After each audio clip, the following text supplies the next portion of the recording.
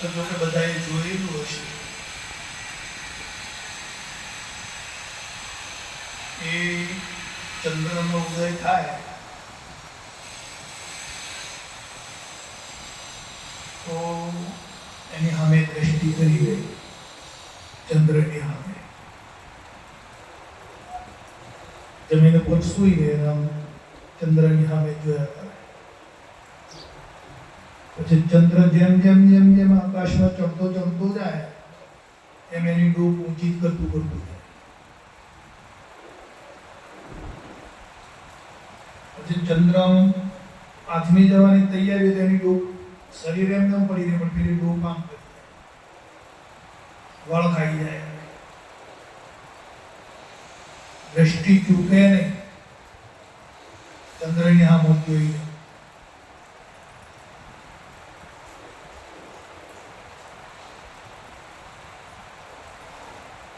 એવું હેત તમે આપણા રામથી રાખવું પડશે.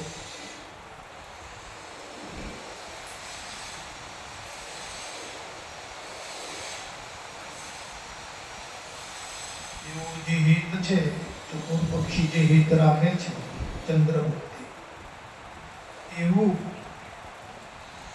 આપણી જે દ્રષ્ટિ છે, અંતરદ્રષ્ટિ, અંતર જે લક્ષ્ય છે, એ કે તમે રામથી રાખો. પછી આ વાણી એવું કહેવા,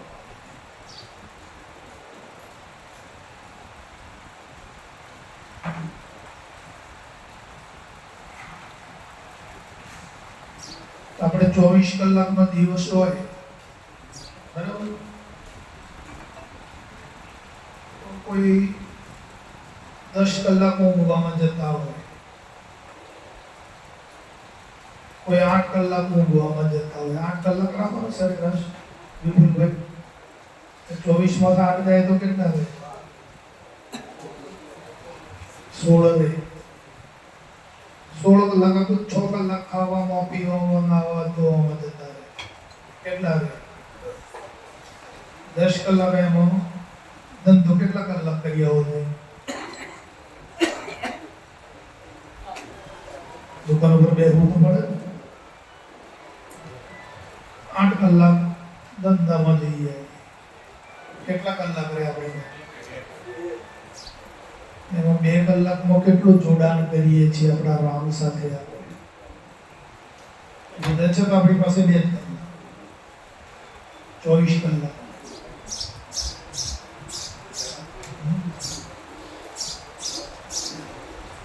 પેલું ચકોર નામનું પક્ષી છે તો સદંતર ચોટેલું ચોટેલું છે. આમ દ્રષ્ટિ જરાય આમ વિકૃતિ પડવા દેતી નથી, એની દ્રષ્ટિ વિકૃતિ પડતી નથી. આપણને 2 કલાક મળે, 2 કલાકમાં કેટલી વાર આપણે દ્રષ્ટિ જોડીએ છીએ.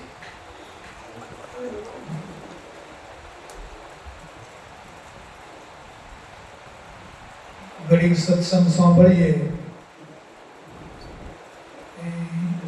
એ સત્સંગ સાંભળી લઈએ, મોય ટકે છે ખરો સત્સંગ, સાંભળીએ તો ખરા, સાંભળવામાં આપણને પ્રિય લાગે છે,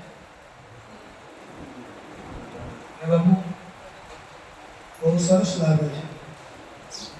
આપણે બોલીએ છીએ વક્તા તરીકે, આપણે કહી રહ્યા છીએ તો કહી દઈએ એટલી વાર, પછી પણ એ અંદર ટકે છે ખરો?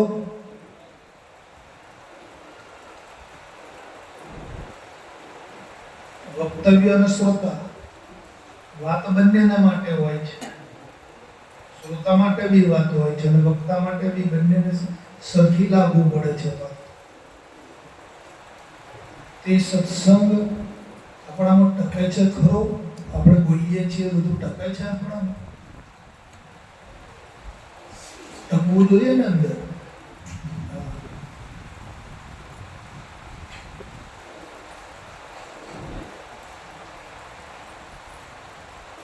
અંદર ટકે, અંદર રહે તો એની કુમારી આવે, નકર પછી અંદર જે મસાલો ભરેલો હોય એની કુમારી આવે.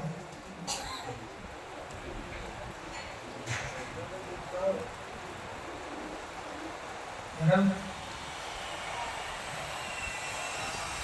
જો દેહાની જગતાકાર સંસારાકાર વૃત્તિ અંદર જો ભરેલી હોય અને એ બધા સંસારના પદાર્થો સંબંધો એવું બધું જો અંદર ભર્યું હોય તો પછી એનો પાવર આવે અંદર. ધંધો છે, આટલો માલ ખરીદ લ્યો, આટલો વેચાયો, આટલા લેવાના છે,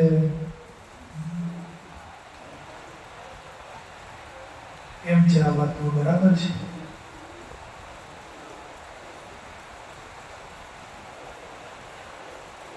એટલે ચકોર નામનું પક્ષી છે, નિશાન ચૂકતું નથી.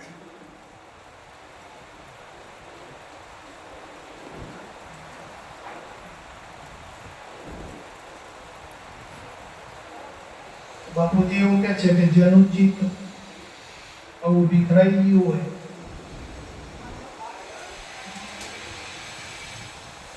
રીતિ હોય ને, રીતિમાં તમે પાણી નાખીને મહડ મહડ કરો તો એનો લાડવો નહીં બનતો, એમાં સ્નિગ્ધતા નહીં આવે. એવું કે રીતિમાં પાણી નાખીને તમે આમ ચોળ ચોળ કરો તો એનો લાડુ બંધાય.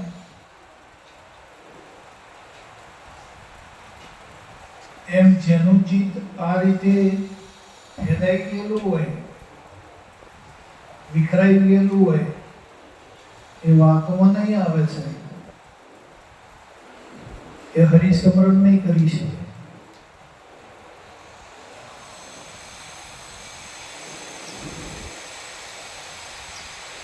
વસ્તુ પોતાની પાસે હોવા છતાં પણ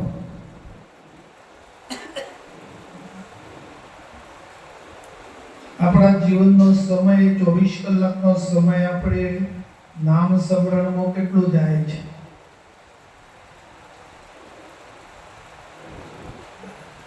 એ તપાસતા.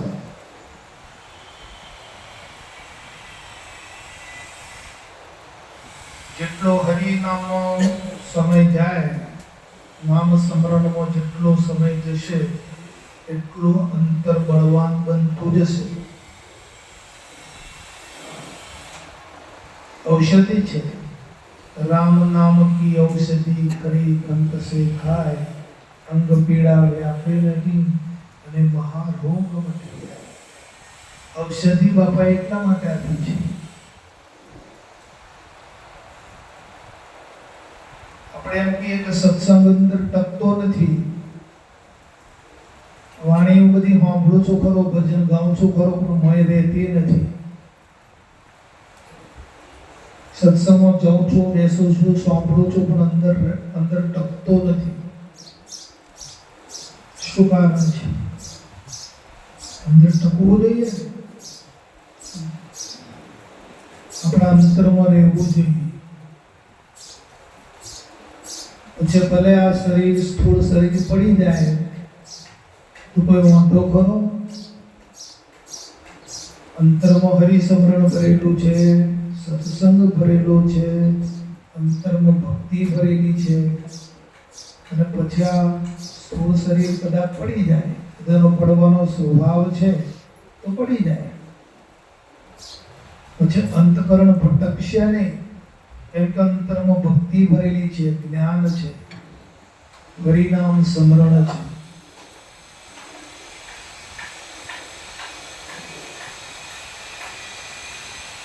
એ સૂક્ષ્મ શરીર છે. એ સૂક્ષ્મ શરીર તમને પછી ક્યાં લઈ જશે? હરિદ્વારમાં લઈ જશે.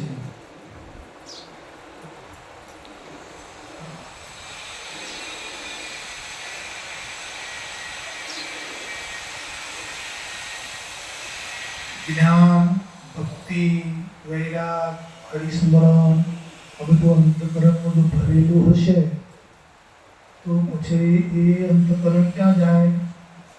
ગુરુ મહારાજના દ્વારે જતું રહેશે. અને અંદર આશાઓ, તૃષ્ણાઓ, વાસનાઓ, ઈચ્છાઓ એ જો ભરેલી હશે તે અંતકરણ ક્યાં જશે? આશા તો આશા ને શુરતા ત્યાં મૂકવા.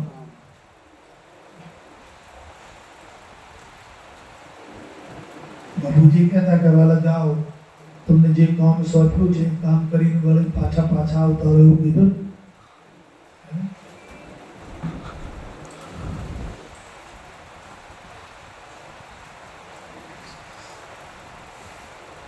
દાદા કહેતા કે હરિસ્મરણમાં આવજો, તમે સત્સંગમાં લાગ્યા રહેજો એવું કહેતા હતા. એમને શું પડી છે તો તમને આપણો ના ટકોર કરો છો? આપણે એમને કંઈક આપીએ છીએ તો શું આપી દઈએ છીએ?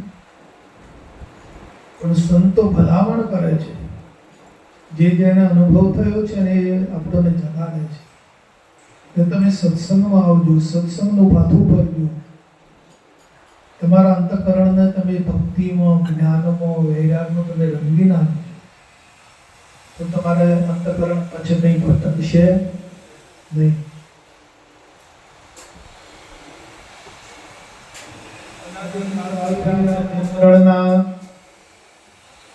જન્મ મરણના ચક્કરમાં કોણ ફેરવે છે?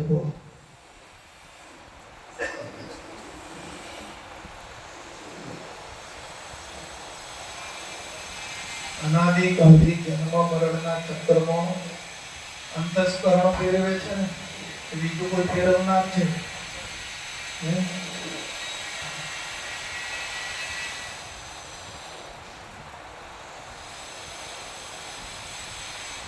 આ પંખાને પાવરનો ટચ થયો એટલે પંખો પડતો થઈ ગયો. એમ ચેતનનો અમે ટચ થયો એટલે પડતું થઈ ગયું. અંતસ્કરણને ટચિંગ થાય છે. પ્રજ્ઞા શક્તિ છે.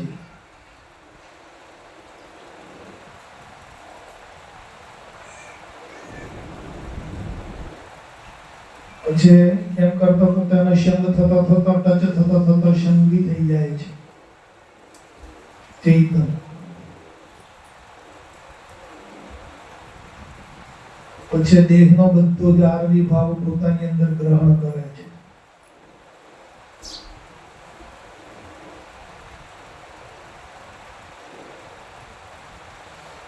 કેમ કે એને જ્યાં સુધી સાચા સંતનો ભેટો થતો નથી ત્યાં સુધી એની ઓળખાણ એને થતી નથી.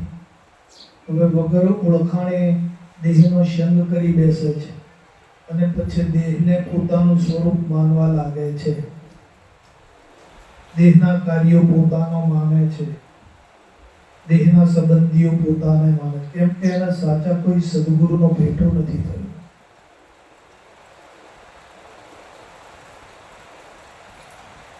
એમ અજ્ઞાનને આધીન થઈ જાય છે.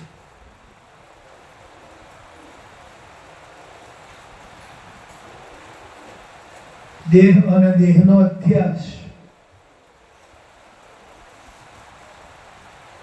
દેહનો સંબંધ છે, દેહનું જે સુખ છે, દેહનો જે પરિવાર છે, એ બધો અધ્યાસ છે. દેહ અને દેહના સંબંધીઓ, પરિવાર, સંપત્તિ, સત્તા, આ બધો એનો અધ્યાસ છે. તો આ અધ્યાસ એને લાગુ પડી જાય છે.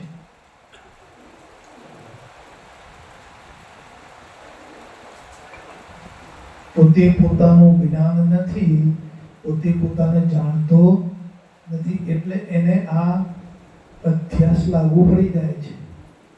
અને દેહાધ્યાસને લઈને આ અનંતકાળથી આતર્યો વિના ભાર ભગવાન સેવ્યા નહીં સદગુરુ સંતને અને મોટું નહીં અભિમાન. અનાદિકાળથી આમ ભટકતો આવ્યો છે. શાસ્ત્રો સંતો તો એવું કહે છે કે એટલી માતાઓનો દૂધ પી ગયો છે, જો ભેગું કર્યું હોત તો એક મોટો સમુદ્ર ભરાયો હોત. કેમ કે આ તો ચેતન તો અનાદિ છે અને શરીર છે તો આદિ છે. તો આદિ એનો અંત અને ચેતન અનાદિ છે. તો આદિના સંગમાં આવે છે. હવે આદિના એને સંગ કર્યો એટલે પછી એનો અંત તો આવવાનો છે. આદિનો તો આ મટી જાય એટલે પાછું બીજું ધારણ કરી લે.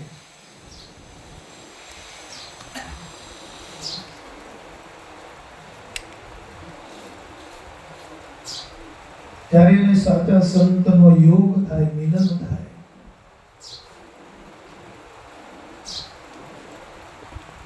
અને સંત એને સમજાવે ધીમે રહીને. અને એ સદગુરુની શાન, સદગુરુની કળા કોચી, સદગુરુ ગમ જે છે, ગુરુ ગમ, એ જો ગ્રહણ કરે, બેઠો હોય પણ ગ્રહણ ના કરે, ગુરુ પાસે બેઠો હોય, ક્રિયામાં બેઠો હોય, યોગ કળામાં પણ ગ્રહણ ના કરી શકે.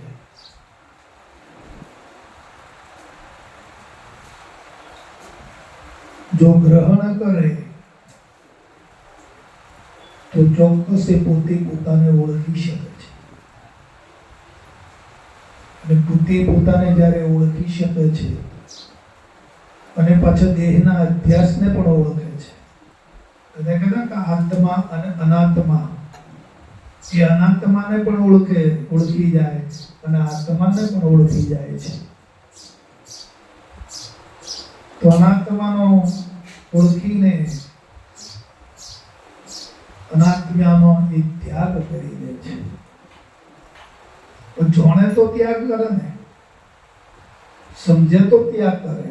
સમજ્યા વગર શું ત્યાગ કરે? તો એટલે અનાત્માને, જે દેહનો અધ્યાસ છે, અનાત્મા છે, એને પેલું સમજવું પડશે.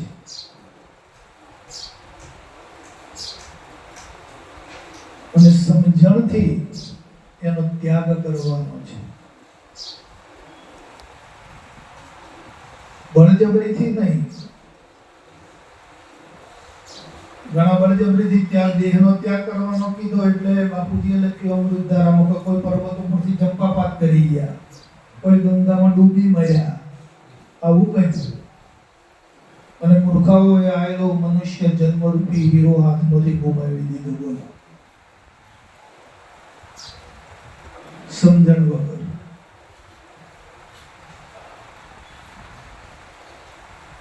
શાસ્ત્રોમાં સંતો કહે છે કે દેહનો પરિત્યાગ કર્યા વગર સુખ શાંતિ પ્રાપ્ત થતી નથી. હવે દેહનો ત્યાગ કરવાનો કીધો એટલે એનો અવળ્યો નહીં, એટલે પર્વત પરથી આને છૂટો મેળવી લીધો, ચંપાપાત કરી દીધો, કંઈક ગંગામાં ડૂબી મર્યા, કંઈક સમાધિમાં જમીનમાં પહેરી ગયા.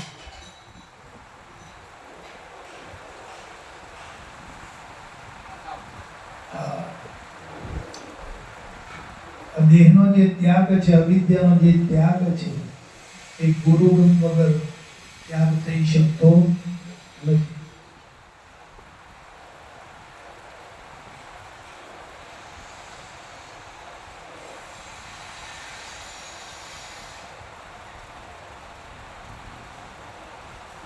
તમારી પાસે હોવા છતાં તમારી ચેતન અને આ જળનું બંનેનું જોડું છે, એકબીજા વગર રહી શકે. એકલું ચેતન પણ ના રહી શકે અને એકલું જળ પણ ના રહી શકે. આ બેનું અનાદિકાળથી જોડું છે.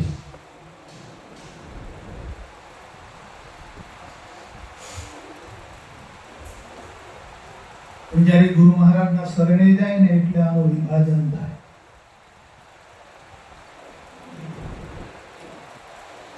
જળ અલગ કરવામાં આવે અને ચેતન પણ અલગ કરવામાં આવે છે. ગુરુ મહારાજ આ ક્રિયા કરે છે.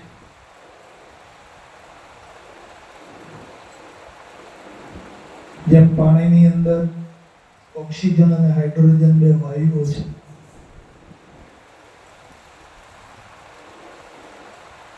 તો એનો પ્રયોગ કરો, ઓક્સિજન એક બાજુ કરી નાખો અને હાઇડ્રોજન એક બાજુ કરી નાખો તો પાણી મટી જાય. અને બે પાછા ભેગા કરો એટલે પાણી થઈ જાય.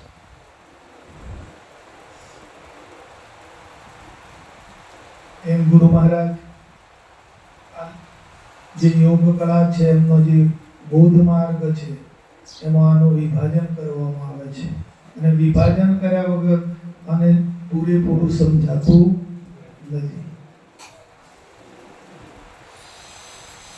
આપણે બૌદ્ધિક થયા છીએ તો હવે આપણે પોતાની જાતને પણ ઓળખીએ છીએ અને આ દેહને પણ ઓળખીએ છીએ. અને હવે તમને પોતાને એવું લાગે છે ક્યારે કે આ દેહ હું છું એમ? બોલો, થતું હોય તો કહો.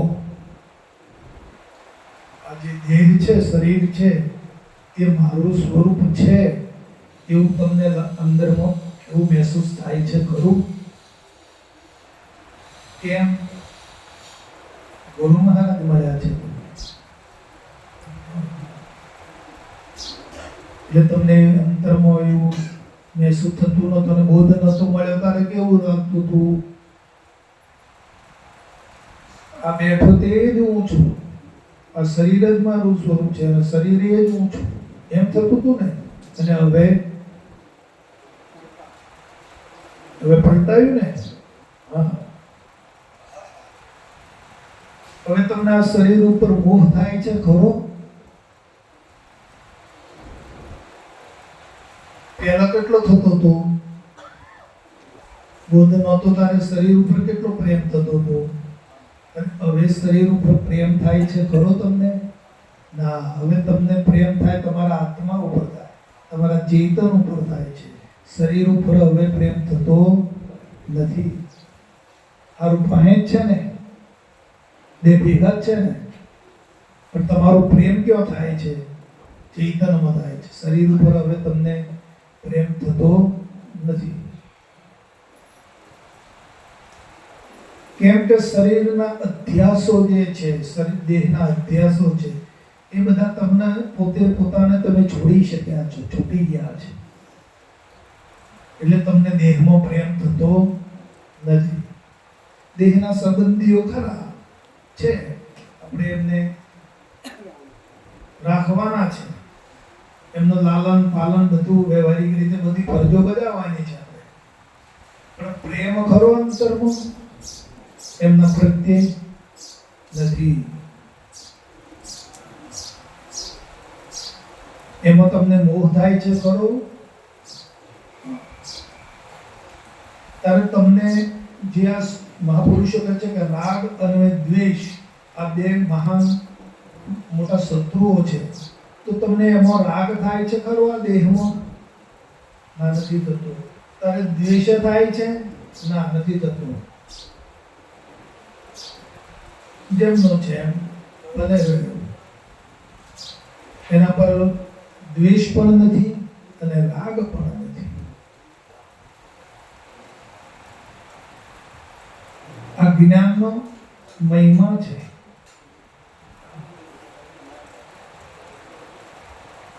અચ્છા, થતો હોય તો તમે જાણો, અમને તો ખબર ના પડે. પણ આ તો અમને જે સમજાયું છે અમે તમને કહીએ છીએ.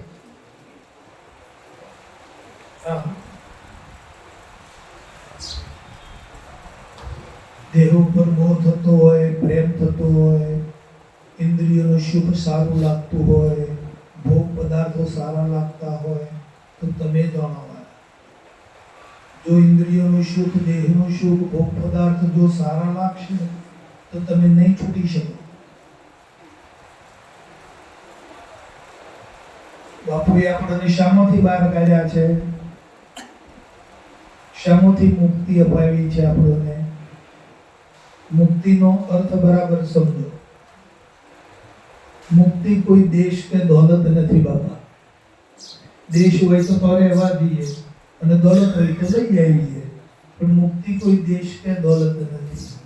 પણ આ અવિદ્યાના યોગે, અજ્ઞાનના કારણે, કુશલના કારણે આ ચેતન જે દેહનો સંગ કરી બેઠો હતો અને જે વાસનાઓ, કામનાઓ, ઈચ્છાઓ, લોભ, મોહ, કામ આની અંદર ફસાઈ ગયો હતો, તો બાપાએ આમાંથી મુક્ત કર્યો છે.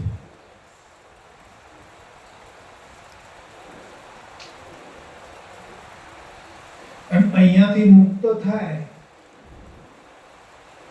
અહીંયાથી જો મુક્ત થયો તો દુનિયાભરમાં મુક્ત છે. અને જો અહીંયા બંધાયો તો બચેલા વિશ્વમાં બધે બંધાયેલો જ છે.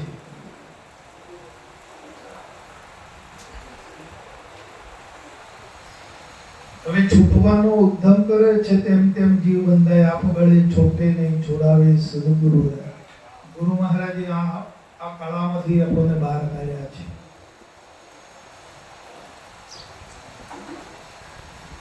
બાબુજી એવું કહે છે કે વાલા અમે તમને મોણ બહાર કાઢ્યા છે, આ વિષ્ટામાંથી બહાર કાઢ્યા છે તમને, એવું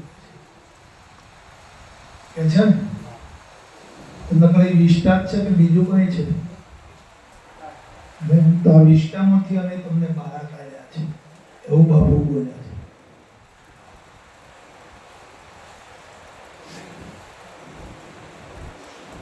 તો હવે તમારે કઈ લાલચ પડી છે, કઈ ઈચ્છા પડી છે, તમે વળી પાછા એમાં ફસાવો છો? કોઈ ઈચ્છા ખરી? કોઈ વાસના ખરી? જો ઈચ્છા અને વાસના હશે તો પાછા અંદર ફસાશો.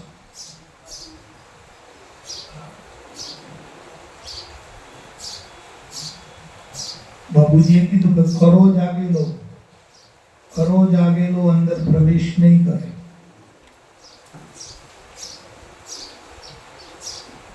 મોય બેઠો તો તમારો દાડો ઉઠેલો હતો, અંદર બેઠેલો હતો તો કેટલો દાવાનળ હતો, કેટલું દુઃખ હતું. અંદર જ્યારે એને પ્રવેશ કર્યો અને અંદર બેઠેલો હતો તો કેટલું દુઃખ હતું.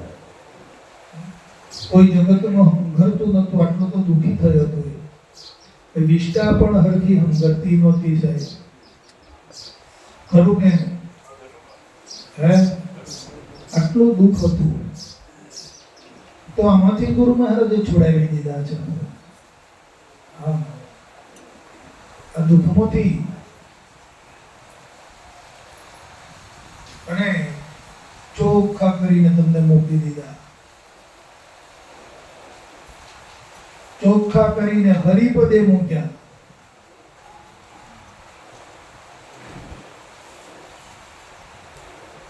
ક્યાં મૂક્યા? હરિપદે મૂક્યા છે.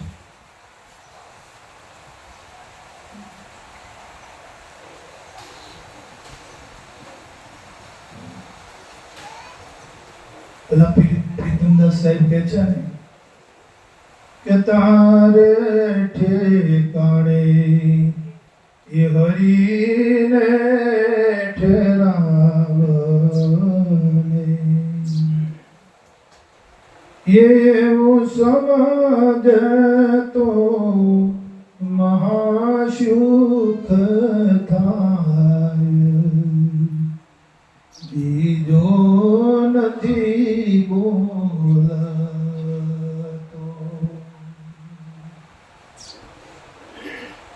કેવા હતા આપણે? ગુરુ શરણે ગયા ત્યારે કેવી હાલત હતી આપણે, કેવા હતા અને ક્યાંથી ક્યાં ગુરુ મહારાજે ક્યાં મૂકી દીધા છે. આટલું યાદ કરી રાખજો, ભૂલતા નહીં આ બાબતને. વાત તો બે જ શબ્દોની છે, વધારે કઈ લોબી નથી. પોતે પોતાની જાતને પૂછજો કે આપણે કેવા હતા અને બાપાએ કેવા બનાવી દીધા. બસ આટલું જ યાદ કરી લેજો. તો તમે તમારા મુક્ત પદમાં રહી શકશો.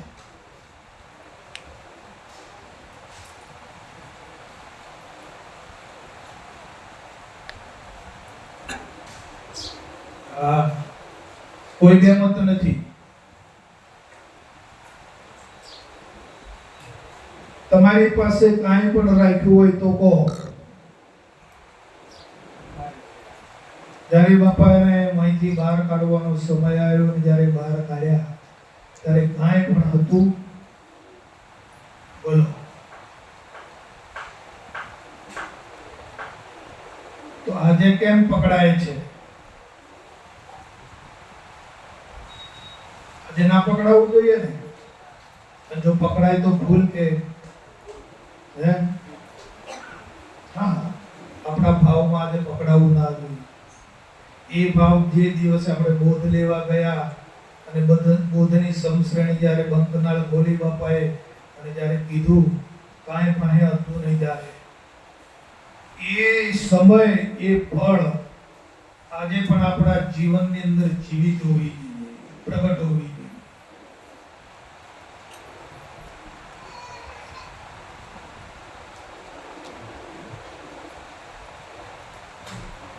બરાબર. અસંગ છું હું, સંગ નહીં મારે અંગનો. તરક પડે જેમ માખણ અળગું હોય. બાપુ ના પાડે છે, ખરું જાગીલો અંદર પ્રવેશ કરશે તો તમે ક્યાં છો? કઈ સ્થિતિ છે? હવે જોઈ શકો છો તમે.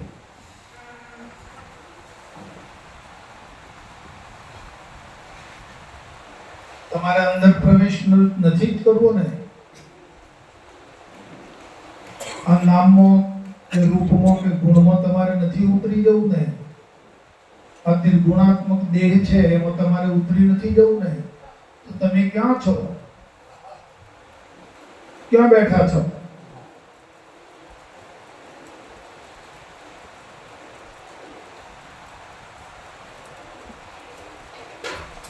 બસ આ વાતને જાળવી રાખશો તો તમારા અસંગપણાની તમને કુમારી આવી જશે. પોતાની જાતને હરતા ફરતા કામ ધંધો કરતા પોતાની જાતને આમ મહેસૂસ થવું જોઈએ કે હું અસંગ છું, એવો સ્વ અનુભવ થવો જોઈએ. અને જો આવો સ્વ અનુભવ ઉદય ના થાય તો પછી ક્યાં જતા તો ક્યાંય નહીં, હું લાયા તો નહીં.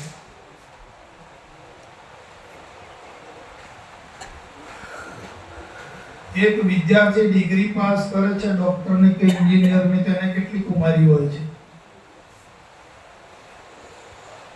હોય કે ના હોય?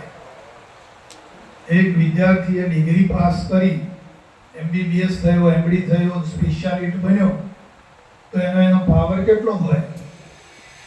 હોય કે ના હોય? તો આપણે આપણી પોતાની કેવી ડિગ્રી પ્રાપ્ત કરી છે? હે? આપણી ડિગ્રીનો આપણો પાવર હોવો જોઈએ કે ના હોવો જોઈએ? હે? પછી મને ભેગું રાખીને કોઈ કરવાનું?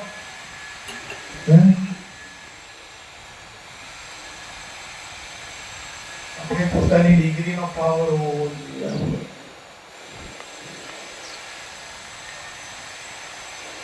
તમને સપનું આવે ને તો તમારી પોતાની ડિગ્રીનું આવવું જોઈએ, દેશની ડિગ્રીનું નહીં.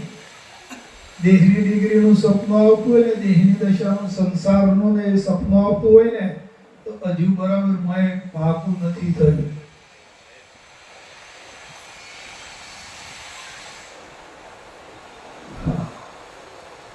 સપનું જ્યારે તમારા પોતાના નિજ સ્વરૂપનું તમારી ડિગ્રીનું સપનું આવે ને, ત્યારે માનજો કે હવે મારામાં કંઈક ફેર પડ્યો છે થોડો, અને હવે મારે નિષ્ઠા જોવાની છે. તમે ગમે તો ભજન કરતા હોય, સત્સંગમાં બેઠા હોય, અને એવું જો સપનું આવે ત્યારે માનજો કે વાહ, હવે કે મને આ બોધ લાગ્યું છે. આ પ્રમાણ છે તમારું. અને જો મેલું સપનું આવ્યું, તો સમજી લેજો બધું મોંથી ગંદવાડ હટ્યો નથી. તો સપનું કેવું આવે છે આના પર ખ્યાલ રાખજો બધા, થોડો થોડો. હા, અને જાગી જજો, ચેતી જજો. અમે તો આટલો આશય લઈને ફરીએ છીએ કે તમે જાગી જાઓ, બસ. અમારે તમારું કોઈ જોઈતું નથી. તમે જાગી જાઓ.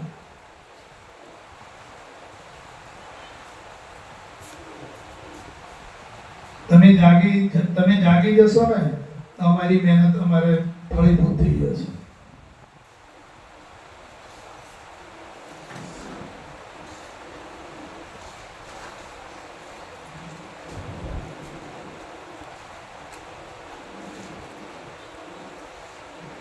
નિર્ધાર કરી લેજો.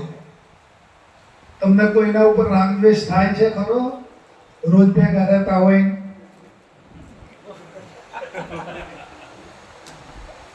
એટલે હસવાની વાત કરું છું. તમે રોજ ભેગા રહો છો, આ બહેનો ને તમારે છોકરો પતિ ને બધા ભેગો જ રહો છો, તમને કોઈના ઉપર રાગ દ્વેષ થાય છે ખરો? મોયદો થાય છે ને? તમને થાય છે ભાઈ? થોડો ઘણો રાગ દ્વેષ થાય છે ભાઈ? કેમ કેમ છે આ વાત?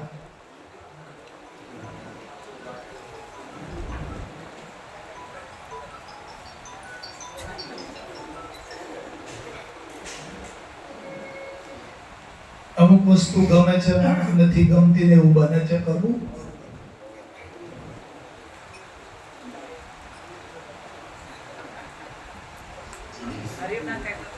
થાય ને?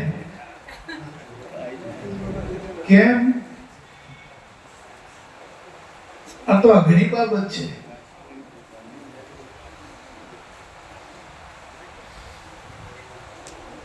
તલવારની ધાર ઉપર ચાલવું સહેલું છે, પણ આ બાપુની ધારા પર ચાલવું ને બહુ કઠણ છે. વિચારજો તમારા જીવનને. અમે તમને એવું નહીં કહેતા તમે આમ કરી લો. શું કરવું એ તમારે વિચારવાનું છે. તમારા જીવન, તમારું જીવન તમારે કેમ કેમ જીવવું એ તમારે જોવાનું છે. તો તમને આ હરખ શોખ ને એવું બધું થયા કરે છે ખરું? ગામમાં, ધંધામાં, પરિવારમાં બધું અસર થાય છે ખરી?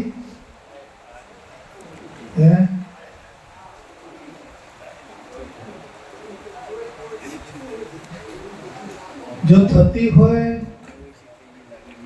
જો તમને આવું બધું થતું હોય, ઈર્ષ્યા ભાવ થતો હોય, રાગ દ્વેષ થતો હોય, તો તમારું બોધ શું કોમ નો?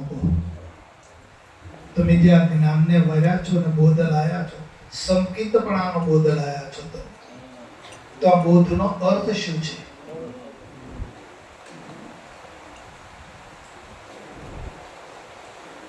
આપણે સંસાર લઈને બેઠા છીએ એટલે કોઈ વસ્તુ તૂટી જાય, ફાટી જાય, વેરાઈ જાય, ઢોળાઈ જાય.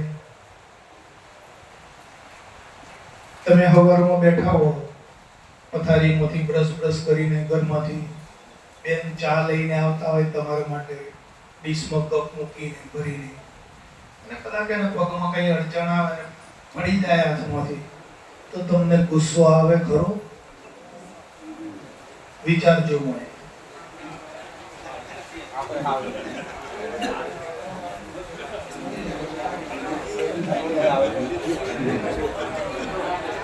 રકાબી તૂટી ગઈ, કબૂત તૂટી ગયો, મોંઘાના ભાવના હતા માથા. હા, 60-70 રૂપિયા વાળી જોડી હતી, જે તૂટી ગઈ અને ચાય ઢોળાઈ ગઈ. તો તમને ગુસ્સો આવે ખરો? ગુસ્સો આવતો હોય, એનો તૂટી જવાનો સ્વભાવ છે કે નથી? છે. તો કદાચ 10 વર્ષ પછી તૂટો તો આજે તૂટી ગઈ. જો તમને ગુસ્સો આવતો હોય અને બેન ઉપર ક્રોધ થતો હોય, તો તમને બોધ હજી લાગ્યો નથી.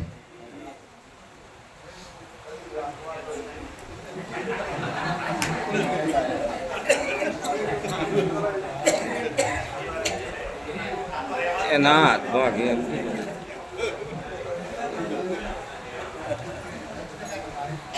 આપણા બોધની સ્થિતિની વાત કરું છું.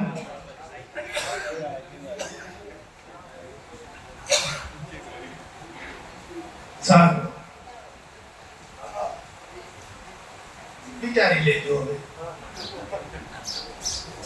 બરાબર, વિચારી લેજો, પોતપોતાનું વિચારી લેજો. હવે બાપુજીએ આપણને જે બોલનાર સ્થિતિ છે, શબ્દ ભ્રમ છે, એ સર્વની અંદર અનુભૂતિ કરાઈ છે કે બોલનાર સિવાય શબ્દ વગર એક અણુ માત્ર જગ્યા ખાલી નથી. જ્યાં તમારી દ્રષ્ટિ પડે ત્યાં બોલનારો શબ્દ બ્રહ્મ હાજરા હજુર છે, પ્રગટ છે ને. આ સ્થિતિ પામ્યા કે નથી પામ્યા? પામ્યા ને.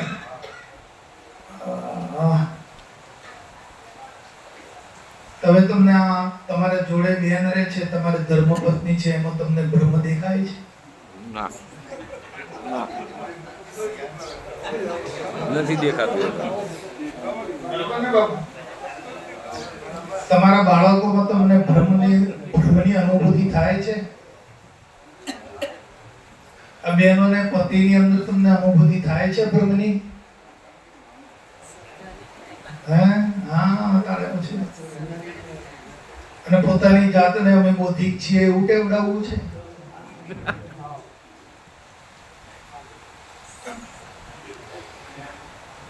એ બની શકશે?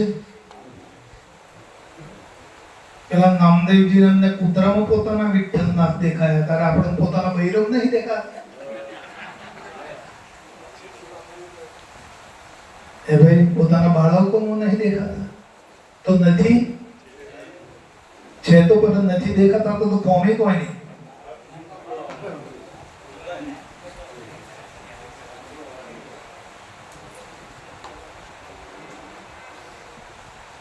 આ મૂળ સ્થિતિની વાત કરું છું તમને.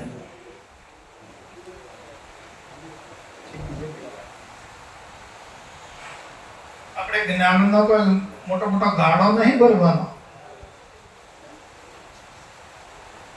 જ્ઞાન કથી ને કઈ આમ જ્ઞાનનો કઈ આમ મકાન આમ ભરવાનો નથી. પણ આપણા જીવનમાં બનતી નાની નાની જે ઘટનાઓ છે, નાની નાની જે વાતો છે, એ ઘટનાઓને, એ નાની નાની વાતોને, બનતી ઘટનાઓને કર્મને આપણે બ્રહ્મમય બનાવવાનું, બ્રહ્મમય જોવાનું છે. હે? હા.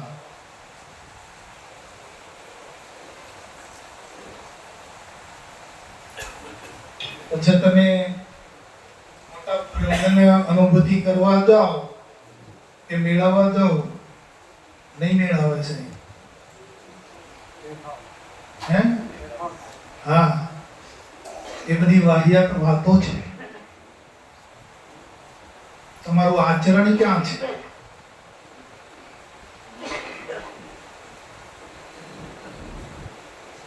તમે તમારા બાળકનું બ્રહ્મ સ્વરૂપ જુઓ, તમારા પત્નીની અંદર બ્રહ્મ સ્વરૂપ જુઓ,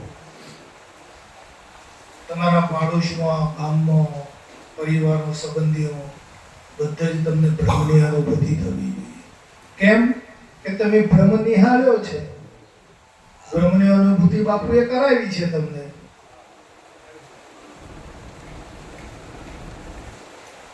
એ શબ્દ બ્રહ્મ વગર એક ચેતન આત્મા સિવાય કોઈ જગ્યા ખાલી નથી. આત્મા ही સર્વભૂતેષુ ને. તો જે અણુ જગ્યા ખાલી ખરી? ઘરમાં કેમ છે? લાલતવાણી છે ને. હા, બટવું જોઈએ.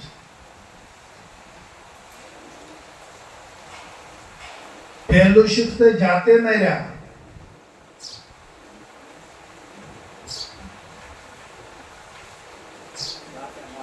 હા, પહેલા તમે આ જ્ઞાનને આપણા પરિવારમાં ઉતારો.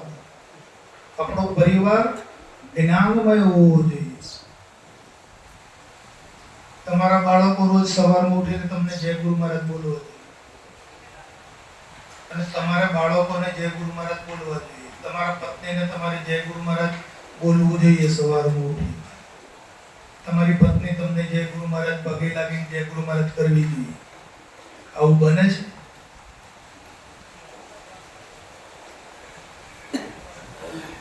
તાણે હું કરવા દોડ કરો? ગાડો બગાડો તો નહીં થાય દોડા દોડ કરો. હે ભાઈ,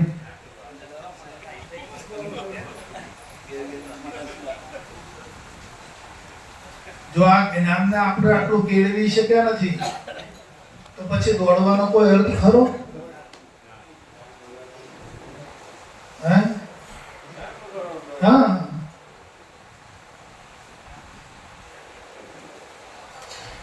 બાપુની વાત પહેલા આપણા કુટુંબમાં પ્રગટ થવી જોઈએ. હા, આપણો પરિવાર આપણને જય ગુરુ મહારાજ જય વગેલા.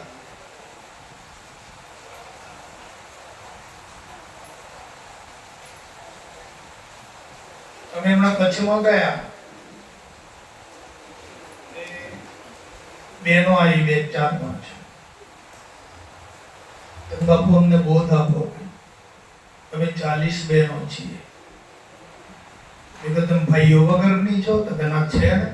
તમે કીધું ભાઈઓ લઈને આવો, એમને બોધ ના મળે.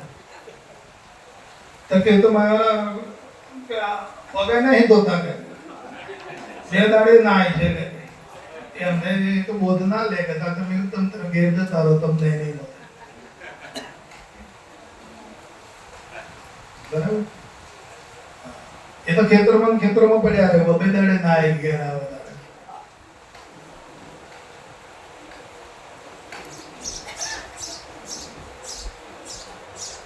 બાપુની જ્યોતિ આપણા પરિવારમાં પ્રગટ કરી દો. તમે ખૂબ સુખી થઈ જશો. તમારા પર કોઈ આવરણ નહીં આવે. દુઃખ જેવી કોઈ અનુભૂતિ તમને નહીં જોવા મળે. હું તમને સીધો ને સટો રસ્તો બતાવી દઉં છું. બાપુની જે જ્યોતિ છે ને આપણા પરિવારમાં પહેલા પ્રગટ કરી દો. પછી તમારે બીજોને બોધ લેવાની આજ્ઞા કરજો અને જાણ કરજો. તો પહેલા ઘરમાં જ્યોત પ્રગટ કરી દો.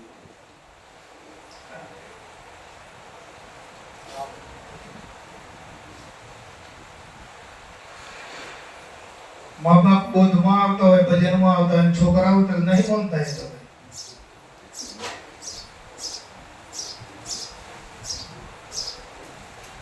એ તો એમને તો રસ નથી. આ તમે રસ ધારણ કર્યો નો.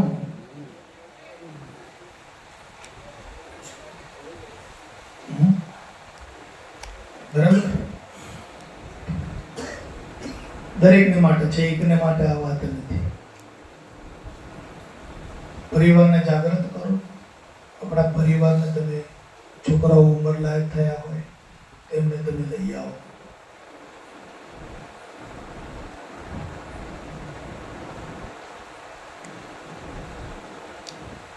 કેમ કે જીવન જીવવાની આ સાચી દિશા છે. જીવન કઈ રીતે જીવવું એની કળા છે. તમારો પરિવાર બૌદ્ધિક થઈ જશે ને, તમારા બાળકો, તો એ અનર્થ માર્ગે કદી ક્યારેય નહીં જાય.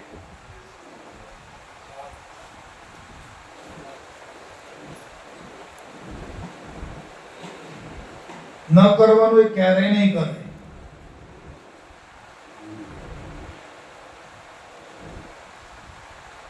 જો બોધ નહીં પામ્યા તો એમને કુશંગ લાગતો વાર નહીં થાય.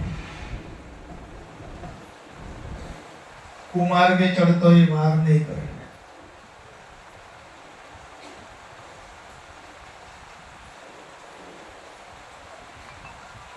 તમે બધા બૌદ્ધિક થયા છો, આપણે બધા બૌદ્ધિક થયા છે. આપણે બધાના મિત્રો છે, સંબંધીઓ છે. અને તમારો મિત્ર કદાચ દારૂ પીતો હોય, તમને એમ કહે કે ભાઈ દારૂ પીતો તમે પીવો, કેમ નથી પીતા?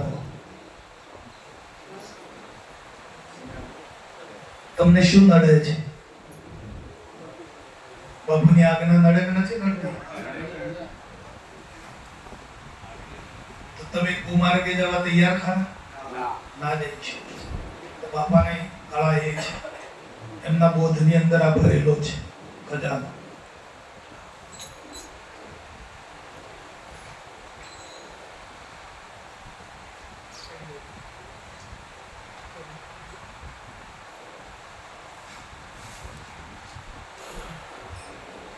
સમર્થ જ્ઞાન મળી ગયું છે આપણને.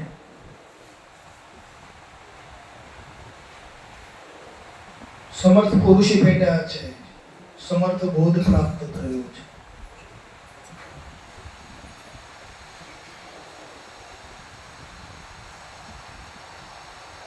એટલે જીવનને તમે સુરક્ષિત બનાવી દો.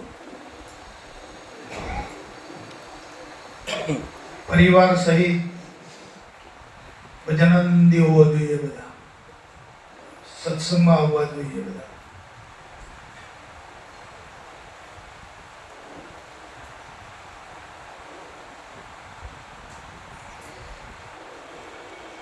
ધીમે ધીમે એવું નથી કે આજે કરી લઈએ આપણે. બાળકોને ધીમે ધીમે લાવો, પર્યાવરણ સમજાવો. આખો દાડો ચાલે, આજે અહીં ફરી જઈએ તો 4-5 પ્રોગ્રામોમાં બેસી જો, પછી તને યોગ્ય લાગે તો રહેજે, ને પછી ઘેર આવતો રહેજે. બરાબર? એમ કરી લાવો.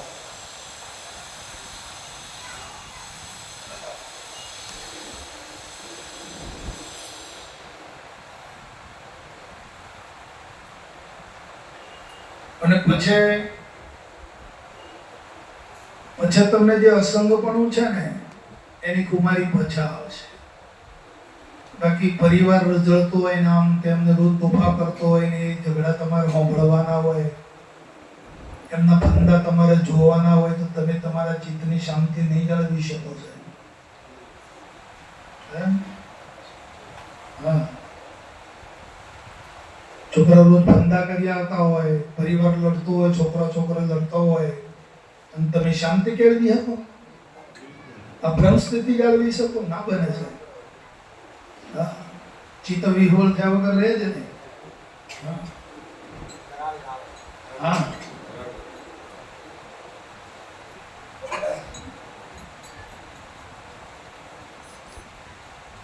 બોલો સદગુરુ મહારાજ કી જય.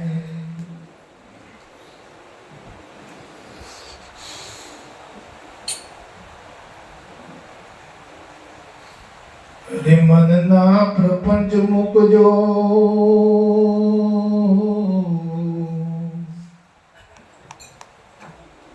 એ મનના પ્રપંચ મૂકજો ને કરજો તત્વ વિચાર.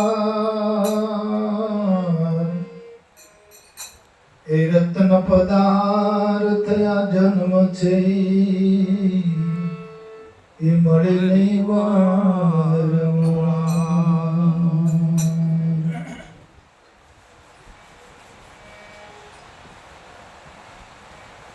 હરે ગુરુ પ્રીતે કરું પ્રણામ, હે તે તમને રે.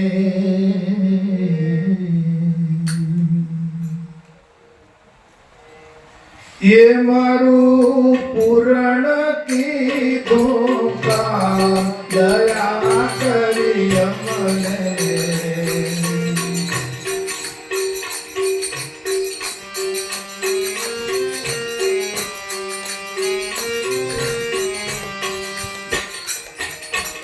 હરે ગુરુ પ્રીતે કરો પ્રણામ, હે તે તમને. એ મારું પૂરણ કીધું કામ, દયા કરી અમને.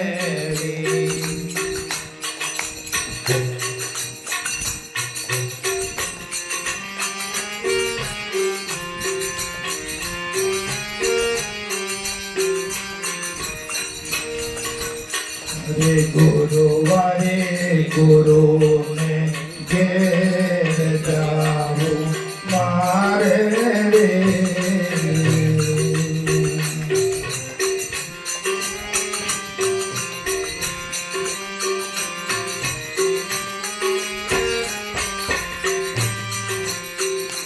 ગુરુવારે ગુરુને ઘેર જાવું મારે રે.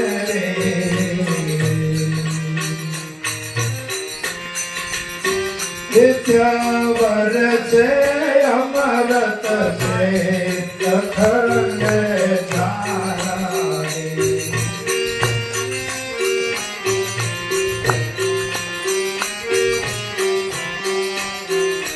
ત્યાં વરસે અમરત છે અખંડ ધારે.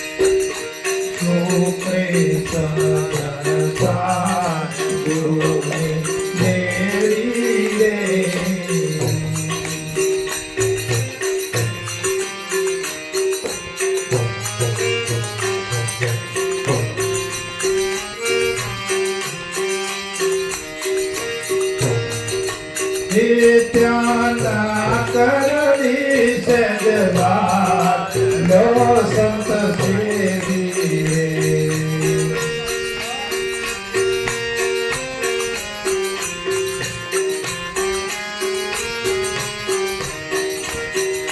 ત્યાં